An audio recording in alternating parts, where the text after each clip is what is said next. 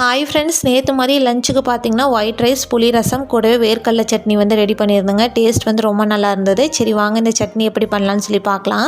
அதுக்கு இந்த மாதிரி பேன் வச்சுக்கோங்க. அதில் 2 ஸ்பூன் ஆயில் ஆட் பண்ணிவிட்டு 10 சின்ன வெங்காயம், 2 பல் பூண்டு, கொஞ்சமாக கருவேப்பிலை, ஒரு சின்ன நெல்லிக்காய் சைஸ் புளி, காரத்துக்கு பார்த்தீங்கன்னா நான் இன்றைக்கி ஒரு பச்சை மிளகாய், ஒரே ஒரு காஞ்ச மிளகாய் வந்து சேர்த்துருக்கேன். இதெல்லாம் அவங்கவுங்க காரத்துக்கு தகுந்த மாதிரி வந்து சேர்த்துக்கோங்க. கொஞ்சம் உப்பு சேர்த்து நல்லா வதங்கினதுக்கப்புறமா 1/4 ஸ்பூன் மல்லி, 1/4 ஸ்பூன் சீரகம் சேர்த்து இந்த மாதிரி நல்லா பெரட்டி விட்டுக்கோங்க. அதுக்கப்புறம் நான் பார்த்தீங்கன்னா 3/4 டம்ளர் வறுத்த வேர்க்கடலை வந்து எடுத்திருக்கேன். அதையும் சேர்த்து இந்த மாதிரி நல்லா கலந்து விட்டதுக்கப்புறமா அடுப்பை ஆஃப் பண்ணி எடுத்து ஃபேன் கடி வச்சு நல்லா ஆற வச்சு எடுத்துக்கோங்க. அடுத்தது சட்னி பண்ணுறதுக்கு இந்த மாதிரி மிக்சர் ஜார் எடுத்துக்கோங்க. அதில் நம்ம வறுத்து வச்சுருக்க வேர்க்கடலை வந்து ஆட் பண்ணிவிட்டு கொஞ்சமாக கல்லுப்பு தண்ணி சேர்த்து மூடி போட்டு அரைச்சி எடுத்துட்டோம் அப்படின்னா சூப்பர் அண்ட் டேஸ்டியான வேர்க்கடலை சட்னி வந்து ரெடிங்க.